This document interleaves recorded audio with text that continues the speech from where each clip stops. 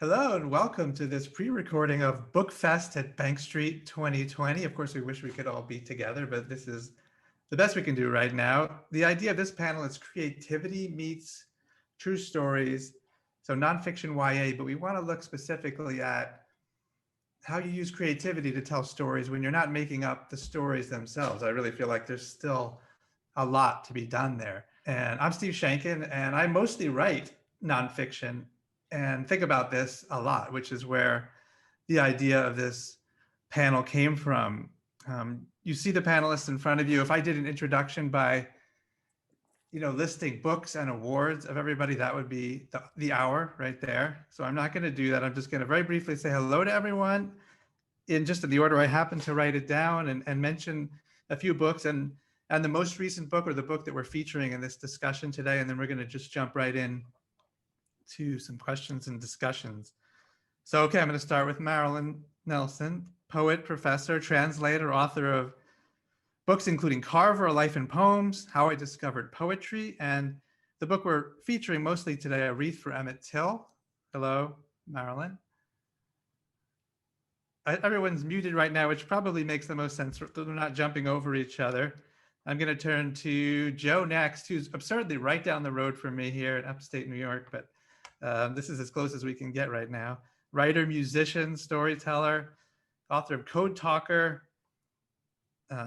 Jim Thorpe, you know my love of Jim Thorpe, original All-American, and most recently, a very new book, One Real American, The Life of Eli S. Parker. Welcome.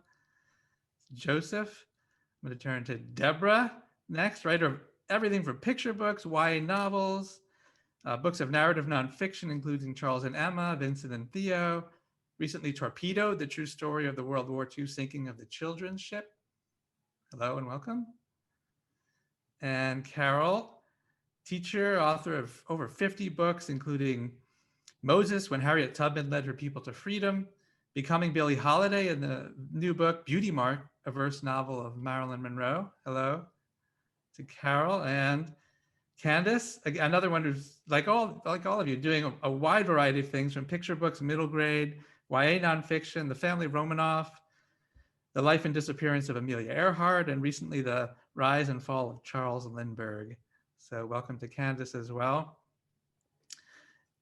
And so, yeah, I want to talk about creativity. I hope this is something that you guys find as interesting as I do. I mean, when I was starting, my first narrative nonfiction book was about Benedict Arnold, the famous trader. And I just always wanted to write about this guy for reasons that we won't go into. But when I was writing it, I got a contract, and as I started it, a book by a much better, more well-established author of narrative, young adult, middle grade nonfiction came out about Benedict Arnold. And I was sure that my publisher would say, that's it, we don't need this guy to write one because there already is one. And my editor said something along the lines of, yeah, but you're going to do it differently. So just do what you have in mind. That was really, I don't think I had thought about that before. And of course I did do it differently because we all have our own fingerprints that come out when we write. So that's what I really want to talk about. So let's see. If we all sat down, do you agree? I mean, I guess start with this. If we all sat down, we were given a page of facts, which I like to do as an exercise sometimes in schools, and we all sat down to write a version of it, do you think we would all come up with something significantly different? I certainly think we would. I think everybody's point of view is affected by who they are, where they've been, who they know, and what they intend. And the result is that fact becomes faction, becomes part fact, part fiction, certainly part imagination. Yeah, I mean, I'm seeing a lot of head nodding, which is good. So we have something to talk about. Yeah, and one thing about nonfiction and facts is that we all synthesize information differently. So regardless of whether we're creating or just digesting information, we synthesize it differently. And if we have to then output it, it's going to come out differently. Right. Yeah. And so much depends on sort of where you enter a story. I mean, even just a simple fact like that, like, do you enter it in the beginning, in the middle, or the end even? Do you enter it from one person's point of view or another point of view? I just think in each person, it's who you are and what you've been up until that moment that makes you make those choices. Great point. Great point. Yeah, it is great. Yep, Candace, yeah. That saying is that, you learn more about the biographer than you do about their subject when you read their book. I think that's true. I remember when I did my biography of Eleanor Roosevelt, I was talking to Russell Friedman about mine and about his, and how he and I thought the most important moment of her life were entirely two different moments. We argued about, and I thought to myself, this is because, Russell has this sort of male perspective I'm looking at as a female. And I really thought that was what made a difference in that moment that we thought was a turning point in her life. So yeah, I think it is. It's exactly, everything comes through who you are as the writer yourself. So That all makes sense. I want to talk, let's get into some specifics then on the books that we're featuring today. So you decide on the subject. That too is a creative choice, which we can get to, but you decide on a subject, and these are all historical subjects. So based on true stories, whether they're told as literally true stories or not. Did you know right away, for each of you, did you know right away how you would tell the story? You had this historical figure or incident from history that you wanted to tell people about, honor, keep alive. But that's just one part of the puzzle. Then did you know right away how you wanted to tell it? And how did you sort of begin to make that decision? So, I mean, anyone can jump in, or let's just go in the reverse order that I introduced you. So Candace, could you start? I love that. Let's go in the reverse order. I absolutely never know what it is that I want to say about a subject. And so I have to do a whole bunch of research, and it's the research that ends up informing the story I end up wanting to tell. Deborah has heard me say this a million times, so I'm really sorry about this. But I call it my vital idea, which is, what is it that I have to say with this particular piece of history? Because I'm not just chronicling somebody's life. There's a reason I want to tell readers about this person. There's something more that I have to say than just a piece of history. And so I'm never sure what that is until I do a bunch of research. And at some point, it starts to whisper to me that this is what I really want to say through this person's life or this particular story in history. And that's when I can finally start to do the real research, because then I begin to research exactly what I need for that vital idea before I can write it. So I never know. There's just some sort of intriguing curiosity that gets me going at the beginning. Yeah, that's usually enough. It is. I'll turn to Carole. You choose the Marilyn Monroe story, and you could go a lot of different ways from there, right? Yeah. I knew that I wanted to give Marilyn Monroe what I call the becoming Billie Holiday treatment. I had written, this is my young adult debut, and it's a verse novel about Billie Holiday, my muse. And so 12 years later, Marilyn Monroe, Beauty Mark comes out. But 4 years ago, when I was mulling over the idea, I knew I wanted to create a verse novel, somewhat like what I had written about Billie Holiday. So I knew that I was going to conjure Marilyn Monroe's voice, recreate the emotional landscape, develop the character through voice in many ways. But when I approach a subject like this, I approach it from the standpoint that the story belongs to the subject. And for the time that I'm writing it, I belong to the subject as well. And I view myself as just a vessel for that person to speak to and through me. So, particularly when I'm writing in first person, that's how I approach my subject. And you knew that's how that was the right approach. Was that something you just knew right away, that was the right approach for? Yes, I mean, sometimes the premise may come later, like, why is this person telling her story at this particular time? So for Becoming Billie Holiday, the premise was an afterthought, a Time magazine article that critiqued her signature song, Strange Fruit. Through research, as Candace said, I discovered the premise for Beauty Mark, and the premise was that Marilyn Monroe had to stand still for hours before she sang Happy Birthday to JFK at Madison Square Garden. And while she was standing still for hours being stitched into this dress that she had designed especially for the occasion, she had a lot of time to think. And she reflected on how unlikely it was that someone with her background would wind up singing Happy Birthday to the president. Great. All right, Deborah, you're next. What do you talk about? Torpedoed. Sure. That's a little known story. It's a little known story. So I got this idea from my editor, Laura Godwin, who I'm just going to backtrack for one moment, because I was thinking about her when you asked, like, well, how, sort of like, who are you to write the story if it's already been, somebody said somebody else has already written it. When I was working on Vincent and Theo, and I was sort of panicking that who was I to write about Vincent van Gogh, Laura said, when somebody comes to New York, I don't take them to the Empire State Building or the Statue of Liberty. I take them to this place and that place and this place. I take them to my New York. We want your Vincent van Gogh. And I think that's what we're each doing. Like that's who we are. Our thumbprints, our fingerprints really are on our books. So she told me about this event, and a ship is torpedoed, 100 children are on it, most of them die. And I think, well, that's really not my kind of thing. Maybe Steve Sheinkin should do it. But I go home and I start researching, and I realize almost right away, I have to write this book. And I think it took me forever to realize why. And it's because all of my books are about connection, because that's really my theme. Tom Wolfe once said in a speech that my husband heard, every writer has a theme. What's yours? And he came home and he said to me, Deb, what's your theme?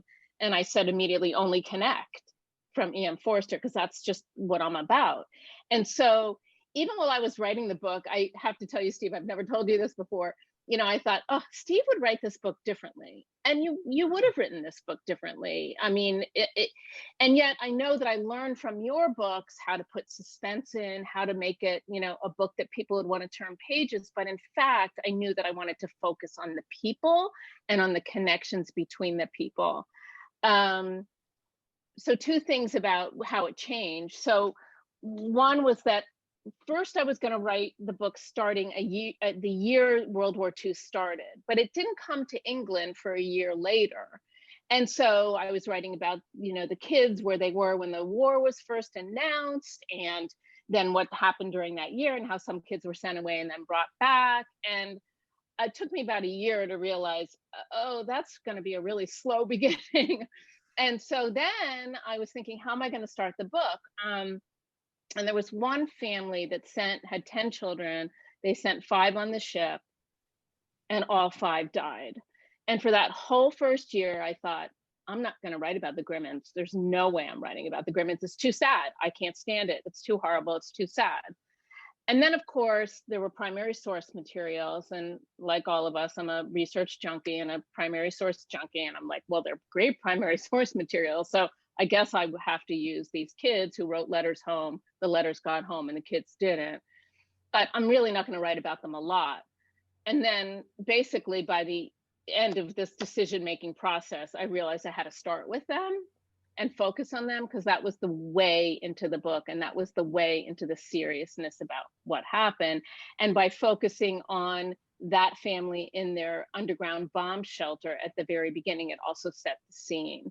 So I really didn't know what I was doing until I was way into the research and the drafting of the book. And that's pretty typical for me. Yeah. All right, Joseph. Now you've written every kind of book, but one of the things you've done so well is to give a voice to historical figures, like what you did with Jim Thorpe. Now that could have been done as nonfiction, but you chose to write it in first person from his point of view. Whereas this new book, One Real American, is nonfiction. That's an important choice. Well, I think it's important to say that one thing I often do is give voice to people whose voices have not been heard.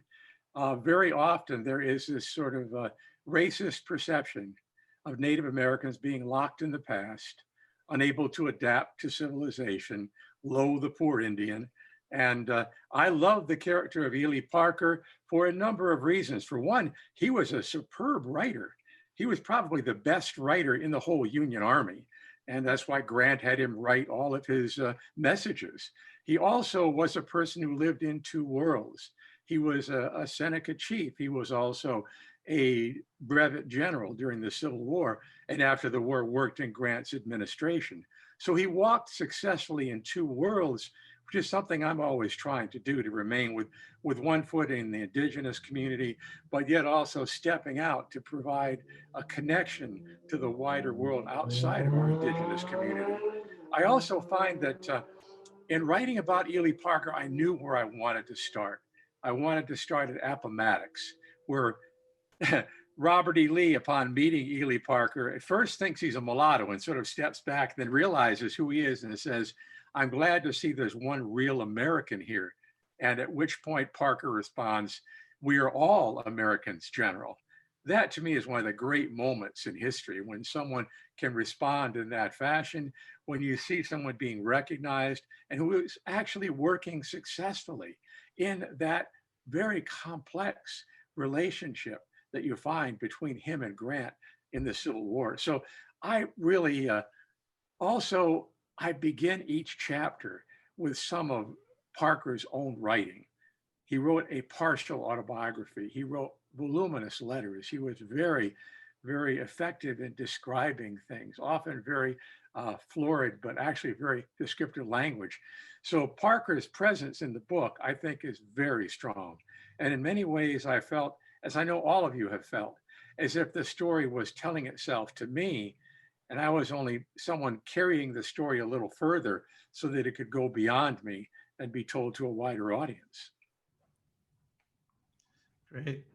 All right, Marilyn. So Emmett Till, another story that you could do in really any form and do something important with it. But what was your first thought when you decided to take that on? I was asked to write a book about lynching for children. And I just thought, well, it seems pretty obvious that the book should be about a child or a almost child who had been lynched. So the subject immediately announced itself. And it seemed that the only real decision I needed to make after that was whether just to tell the story. And the story is so horrifying and shocking. I knew the audience would be horrified and shocked. And I thought it needed to go beyond horror and shock, that I wanted the gasp of the reader to come not only from the subject, but also from the aesthetic experience. So I remembered a conversation I had had years earlier with an Irish poet who had told me about a heroic crown of sonnets he had read by a Danish poet. I think it still hasn't been translated into English. And he said this poem just blew him away. The form of the poem just knocked his socks off. And I found a copy of her poem.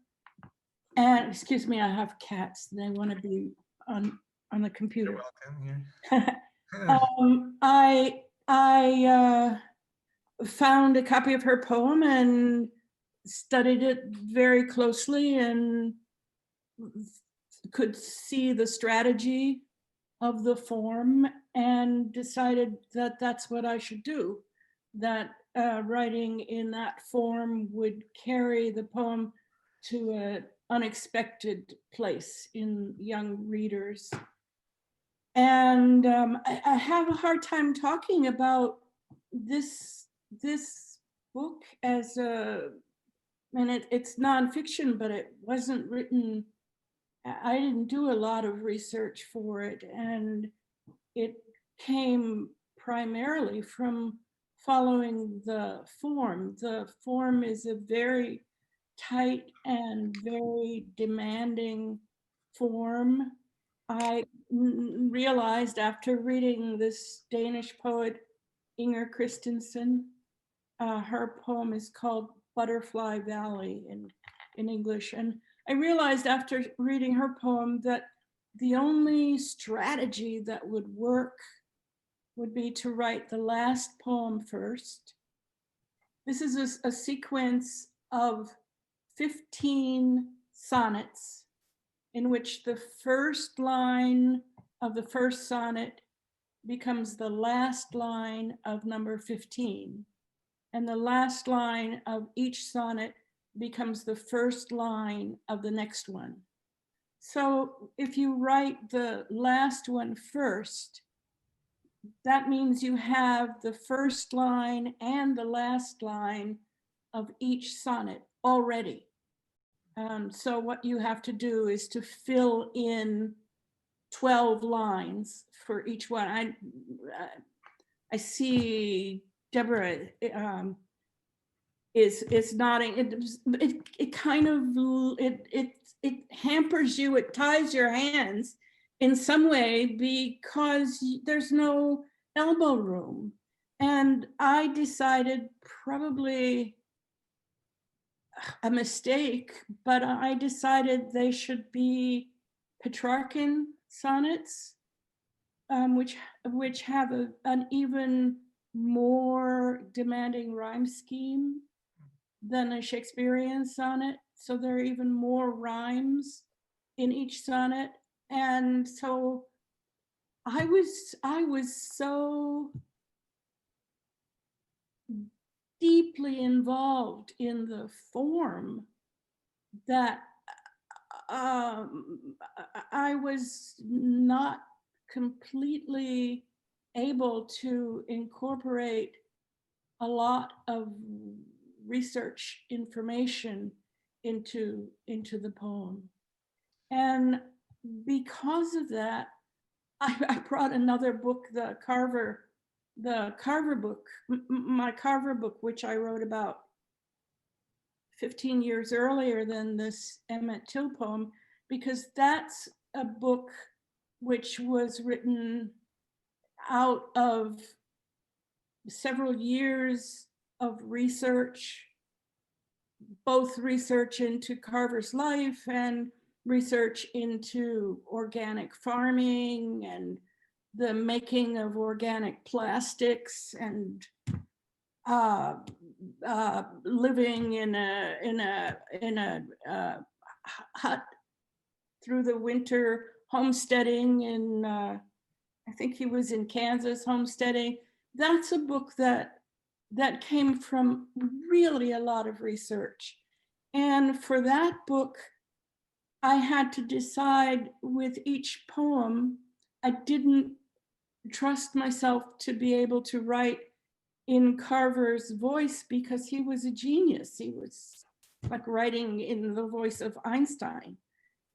And I didn't feel comfortable trying to write in the voice of such an extraordinary human being. So each one of the poems required me to decide who would know this story, who could tell this story, and then to invent voices for these people who actually existed, actually knew George Washington Carver, actually would have known these stories. So each of the poems in that book required the invention of an individual voice based on research.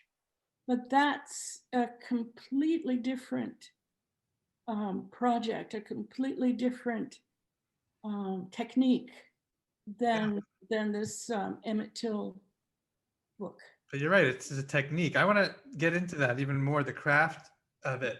Yeah.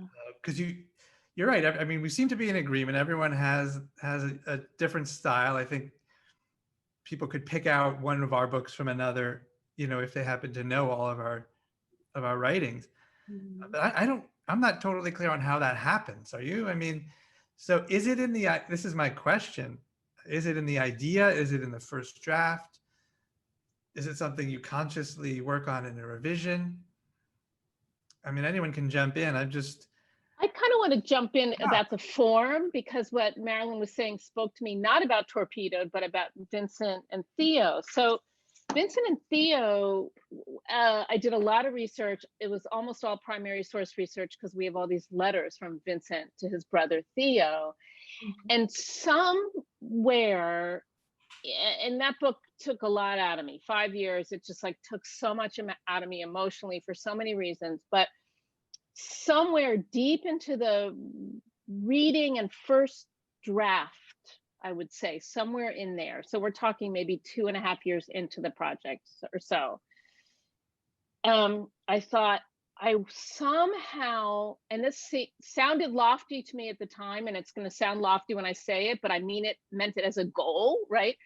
I wanted somehow the reading of the book to be the same kind of experience as being with his art, seeing his art.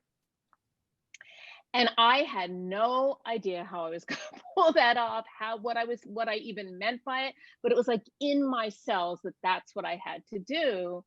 And there were various ways that I did it in the book, and because he painted and drew in different styles, I was able to sort of mimic that, and we set it up as galleries, and I have some very short pieces. I have a lot of white space. I have some that are truly impressionistic, all like that. And I think a lot of people got it. Some people totally didn't get it, what I was doing, but that's okay. But it was sort of it just came to me, like, and I think I might've been at a conference and I was listening, how when you listen to somebody else speak, even if it's not what they're saying is exactly the thing that you need to hear, but there's something about what they say. And I think I was probably listening to an illustrator speak, and I thought, it was either Paul Zelinsky or David Wiesner. And I was just like, oh, that's what I need to do. Then I had to figure out how to do it. So I'm sure we've all had experiences like it, but when Marilyn was talking about the form, I got it. That's what I was trying to do with this book. So that's my piece. If I can just make one brief comment, that just reminds me that I have a book that's kind of on the runway now in production, that is a young adult biography of Augusta Savage, who was an African-American sculptor in Harlem started during the Harlem Renaissance, but the main part of her career was in the 30s. And since she was a sculptor, I decided to write shaped poems. So it's the same thing, trying to bring something of one kind of art into another kind of art, so that readers can be invited into, again, for me, it's inviting people into a more complex aesthetic experience. And you're talking about Vincent and Theo just reminded me of that. Yeah, that's great. That's terrific. And some books, I think you decide something. That's the thing. Each book teaches you how to write that book. I don't know who originally said that, but that's so true, right? I mean, Torpedoed had to feel like a movie to me. Like it just had to be cinematic. There was no question in my mind about that. I'm waiting to see if anyone else is jumping in. I mean, the other thing that comes up is that we're talking about, as we talk about craft and these decisions as professional writers, but also people who talk to students and kids a lot too. I mean, so, and added to that is the question, or the reality that a lot of people are hesitant, young people, especially when they hear history, they're like, uh-oh, is this going to be just names and dates and facts? So I'd love to hear, like, are there things that are advice or crafts that young writers could use, things that you do to make these stories so lively and unique? Can anyone do this stuff? I mean, are there elements of it that anyone could use? I think clarity is one of the most important things we can strive for, because if we are clear and we're transparent in a way, we're not getting in the way of the story. I think letting the story tell itself and not letting our voice overcome the story. So clarity is something I always try for. I always tell people, I start off with something and often I make it simpler and simpler as I go along. It's like writing a 50-line poem that becomes 7 lines in the end. Yeah, that's not easy to do, though. I mean, I would agree. That's also one of the things that I keep in my mind when I'm writing, that question of clarity too. But I mean, these are things that, how to tell a good story, people just kind of naturally know how to do that, and they've all seen movies that they like and read books that they love. And so I want to try to figure out a way to explain that we can all do this, right? Do you agree with that? Sure. Sarah Paretsky said in the podcast that I was listening to when I was working on Torpedoed, she said it right into my ear. She writes fiction, but she does a lot of research for her fiction. And she said, your job is not to show off your research. Your job is to tell a story. And I think for those of us who spend a lot of years doing research, that's hard. And so I find myself, as I revise, cutting out more facts that are getting in the way of the momentum of the story, for example, or cutting away details like dates or place names that will get in the way of telling the story. And I think a lot of people who start writing nonfiction think that everything they learn, they have to put in the book, right? And I think that is one easily correctable mistake, or whatever, not mistake, but thing. Somebody edit me on your revision. May I just push that forward a bit? One of the workshops I did about writing history with middle school children, I went in and they had been divided into research groups.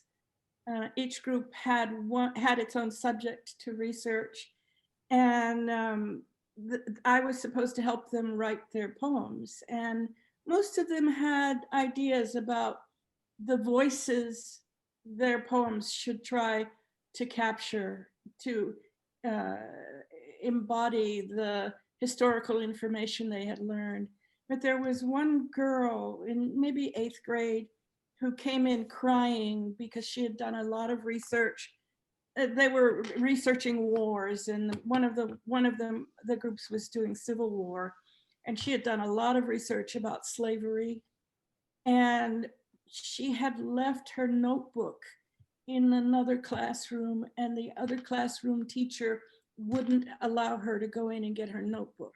So there she was in our classroom crying because she had all this information she couldn't get, and she felt she wasn't going to be able to write her poem, and they only had one class period to do it.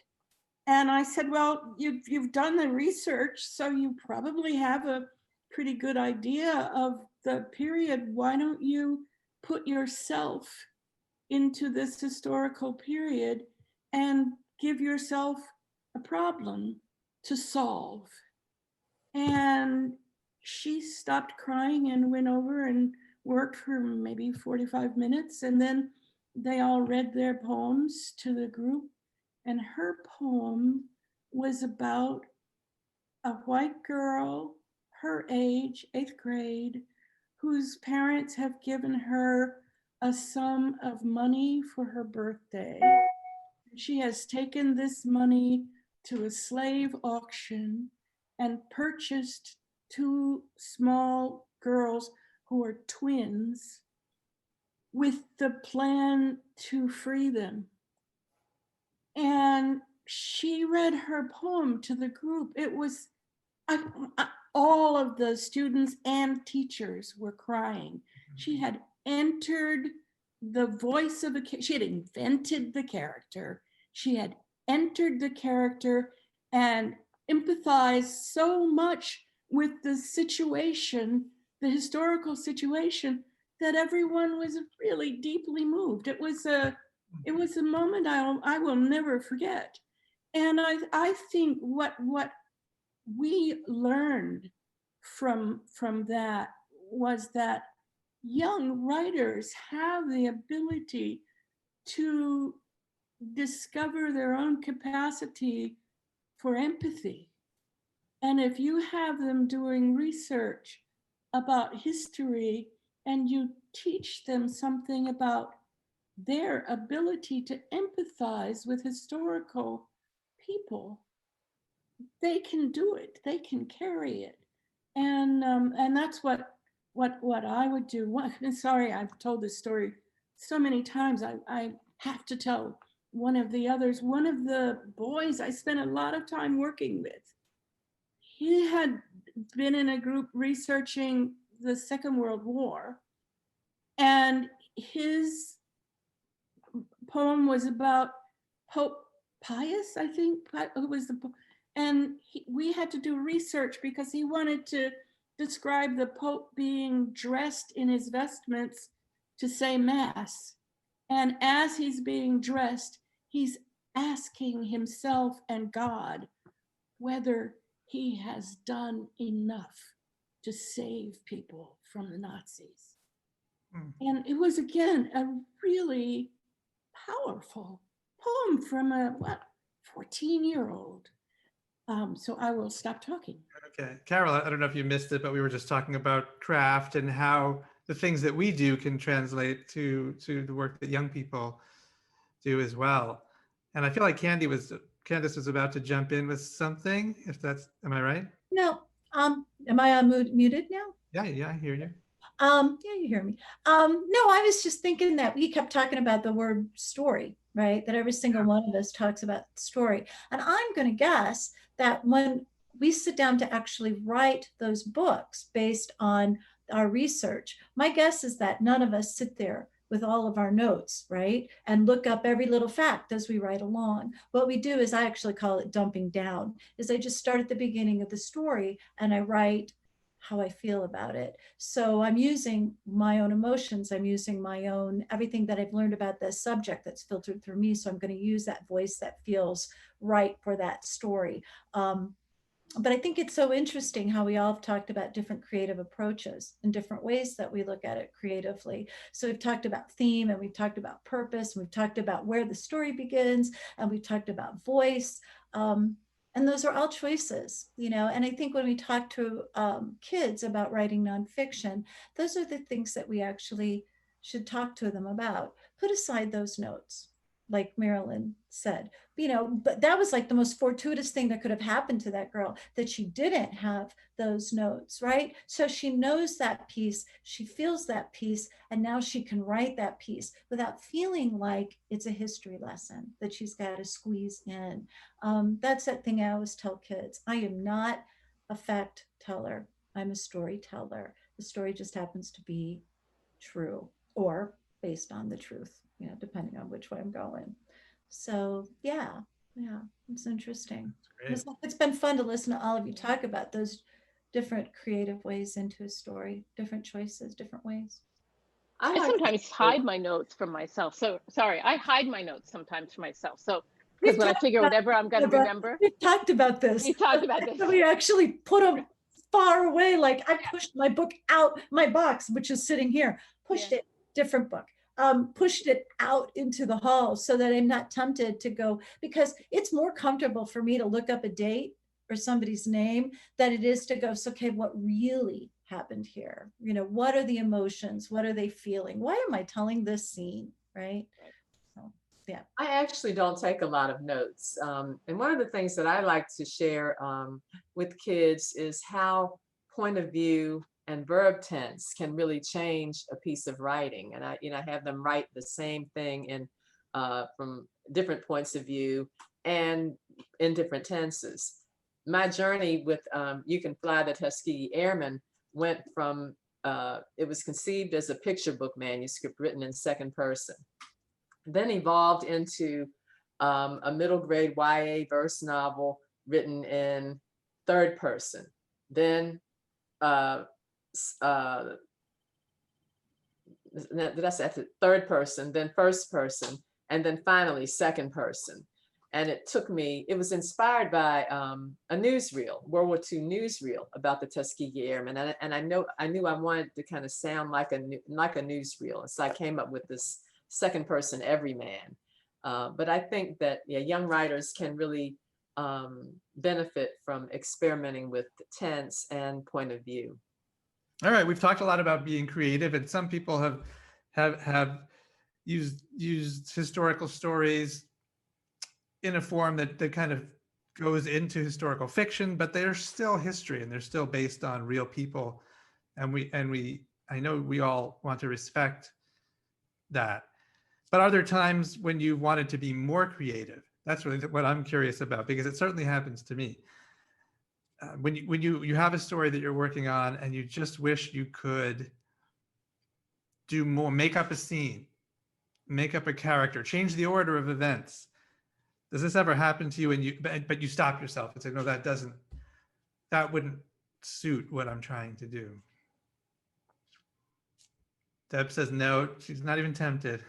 Oh, sure. I'm always tempted. And if I can't tell the story without it, then I've been known to turn it into historical fiction, So I've done that too, right? Where you go, really, this is how I think, and Marilyn's nodding because you know this feeling, right? You've done your research and you've imagined your way. I mean, we haven't talked about the fact that nonfiction really is an imaginative process. It really and truly is.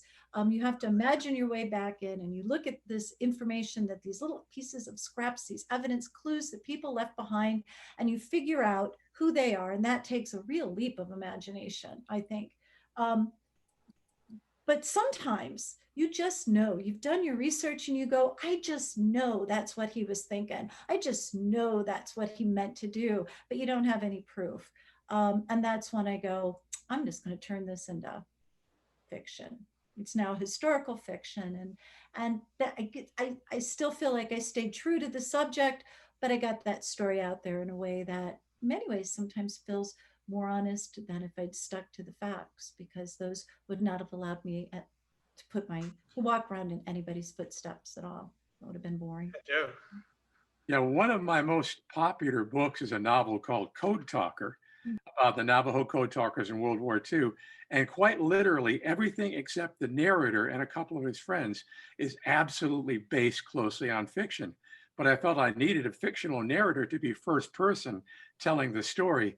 But the events are so close to what really happened that I was on a panel with a group of code talkers, and one of the men next to me, Samuel Holliday, began telling the story of what happened to him word for word as I had it in my book. Oh, wow. And I'm just cracking up. He's telling about being in a foxhole in the Pacific, and in the middle of the night there's bombardment, and the man next to him shouts, I'm hit, I'm hit.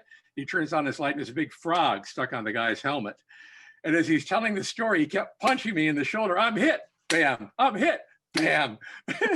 Navajos have a great sense of humor, especially these men who were code talkers. The end of the presentation, one of the people in the audience said, I can tell you that I can see the code talkers really like you, but why were they beating you? But yeah, that difference between fact and fiction is often very blurred. And we find ways of telling the truth, sometimes by not sticking literally to the truth.